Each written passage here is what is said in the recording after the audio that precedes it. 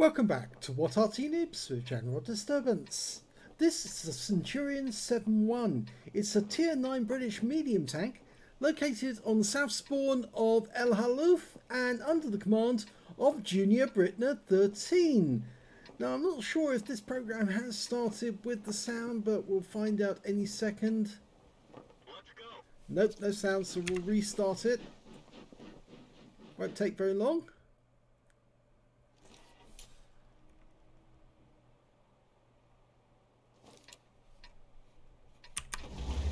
There we go. This time round with the sound, it's so much better. 2 marks of excellence on the barrel. Let's see how he gets on in this game. This is an updated version of the original Centurion, the Centurion 1, which is in the game. And it's got a slightly expanded hull, bigger cabin, enhanced armour.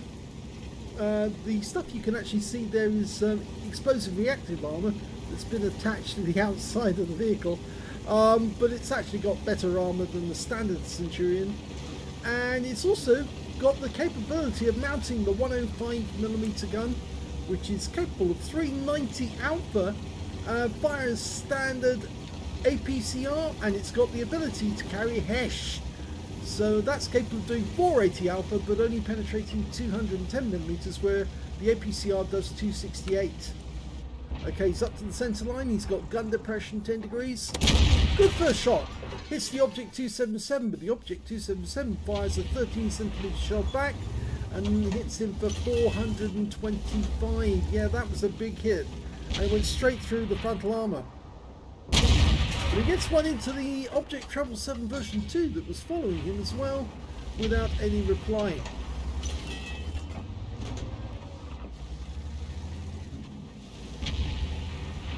Yeah, can he do anything to get that 60 TP to pull back a bit? Well, the 60 TP is not coming forward enough, and Noobs is doing his best to get shots on them, but in fact actually he just took a round from the 60 TP, and with his 152mm round he actually did a huge amount of damage to Noobs. Yeah, Noobs is definitely doing his best, but even trying to get extra gun depression by angling himself, it didn't work.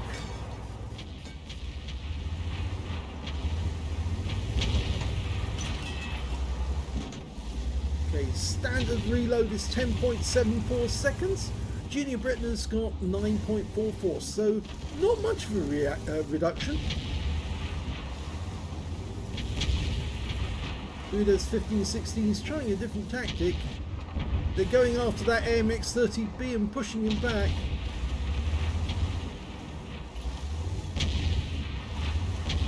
Now, JuniorBritner is actually doing a good job here at the moment, because he's actually holding that 60 TP back, because he doesn't want to come forward and try and hit that Uda's 15-16, whilst there's the possibility. Oh, he hits him again, 810. Yeah, that was a very bad move for the Udes. Came up. He's telling Udes to pull back. He is vulnerable, and here comes the HESH bomb. And he gets 409 into him. He's loaded the HESH, which will do more damage, but can he get another round in? No, not in time. And we lost the Udes.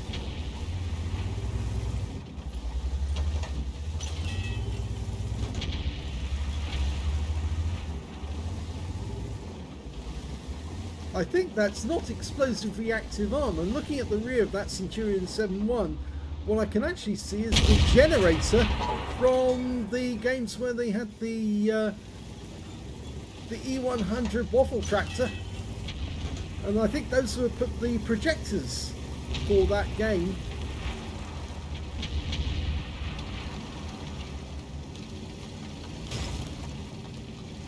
Okay, he's decided to pull back, and I'm not sure if he's going to hold this corner or go back towards his own cap.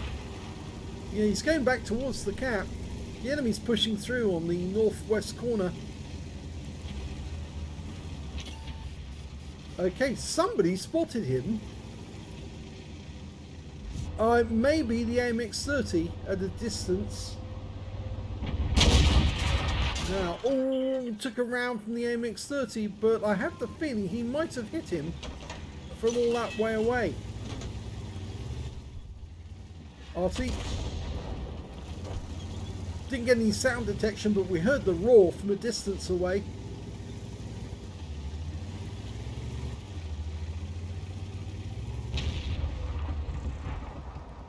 Gorilla sneaking up.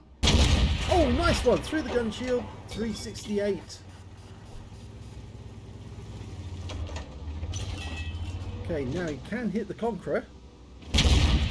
Oh, doesn't get through the armor. And that Object 430 is pushing. Stopped on the corner. Arty again. Just missed. Pulled back in time.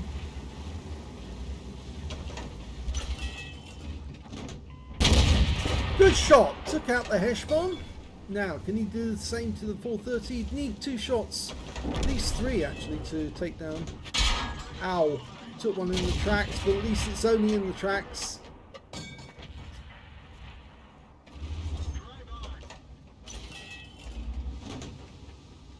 Allowed the Object 430U to push up. And we couldn't pen that one. However, I think the 430 did take a hit then. A brief moment to go from the Superconch. So technically, he's not a one-shot, but if we can get a high roll, he might go out the game. Superconch's trying again.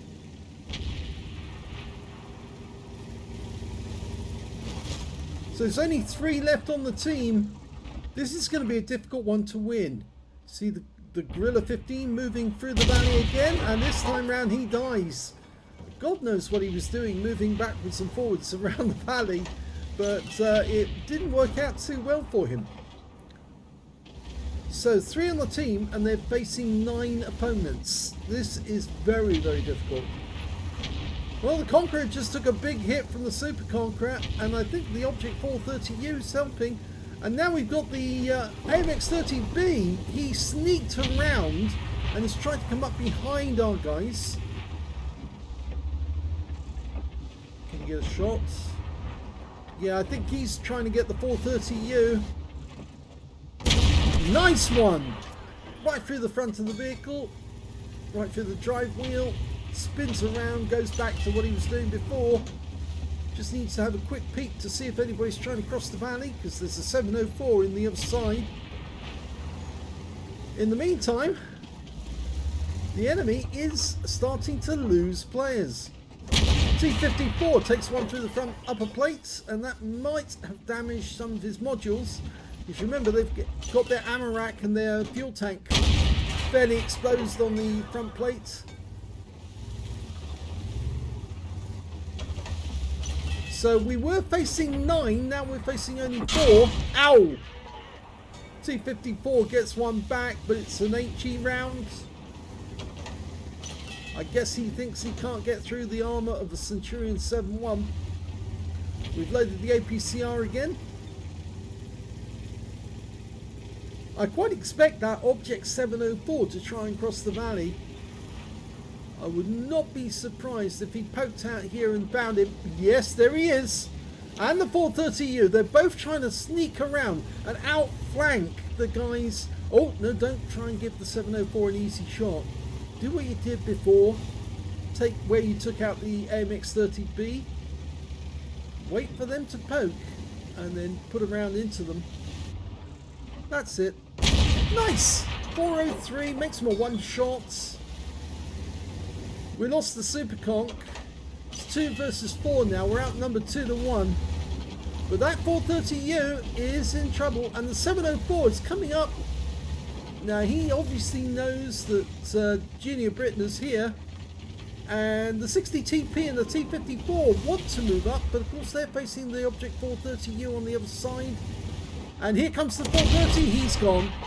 Bad move. Here comes the 704. Can't get his gun to bear, and he's also got the risk that we could just drop off the cliff. Give him the tracks. Yes!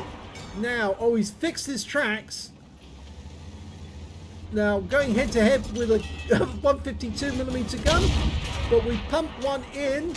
The 430 can help us now if he can clobber this guy. We do take one hit from the Object 704 who's firing HE, and there's the kill shot from our friend in the 430U, which wins that fight. Now it's 2 versus 2. They've got the 60 TP and the T54. My gum.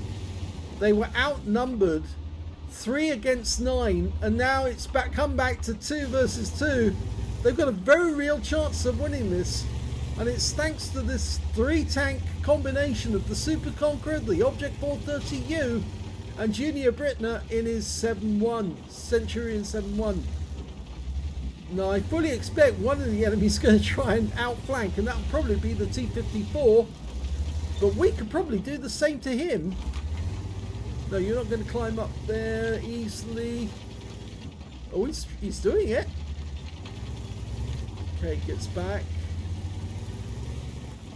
The 430's actually repositioned himself.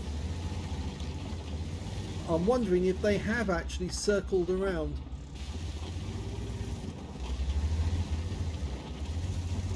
They're not in sight. Oh, yes, they are circling around. And the 60 TP has now exposed himself because we've got the Object 430U in front. And now, if Junior Britner goes around behind him, catch him in the crossfire, there's the T54, misses on the snapshot, but now we know where both tanks are, and we can catch them in the crossfire. All he needs to do is hold them there in that position and force them to go out so the 430 can get a shot. Remember, he's got 10 degrees gun depression, and they ain't. Or I should say, they haven't, not they ain't. Terrible use of the English language. The T54 is a one-shot. The 60 TP's decided he's going to push forward, or at least try and. But that T54 is a easy kill now. Go for it. Oh! It ricocheted off the turret! And he's still firing HE, that T54. I don't think he realises he can't penetrate the turret. He has to use the...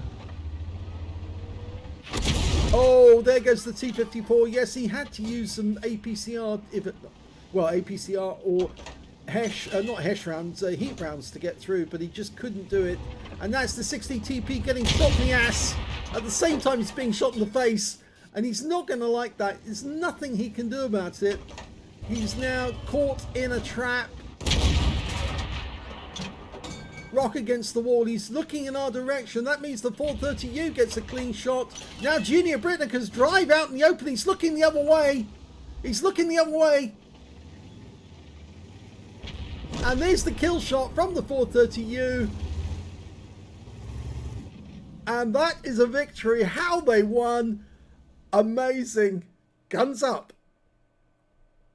Well, that was an ace tanker for JuniorBritner13 in the Centurion Mk 7-1. He managed to get the fighter badge for getting at least 4 kills. He ended up with 5, 1/3 of the enemy team and 1 short of a top gun, as well as a duelist for taking down 2 tanks who damaged him, a 5 for effect for doing more damage than the hit points to his own vehicle, and a bruiser medal for getting at least 5 critical hits. He got 9 in total. Amazing, he got a Nichols medal as well. This is one of the most difficult medals to get because you have to kill 4 enemy tanks or tank destroyers with a medium tank, and they have to be at least 1 tier higher or more. And well, yes, he did it in this game. He was killing higher tier opponents. He was killing tier 10 opponents in this game, and that made all the difference. Let's have a look at the team score. Well, the highest damage in the game went to the Object 430U on our team with 8,165 hit points. He picked up a high caliber. The second highest damage went to JuniorBritner13, 5,163 hit points, and of course he got the Nichols medal. And the third highest damage in the game actually went to the 60 TP with 3,850 hit points. When it came to, oh, by the way, I should mention that Super Conqueror did absolutely no damage. So it must have been the Object 430U that was doing all the damage, and the Super Conqueror was just sitting there at the cap area. He wasn't actually doing anything. I thought it was the Super Conq who was actually firing rounds in. No, it was the 430U that was doing it. When it came to kills, it was Junior Britner who got 5 kills, and he shared the top spot with 60 TP. Both got 5. 4 kills went to the Object 430U, 2 kills went to the Conway.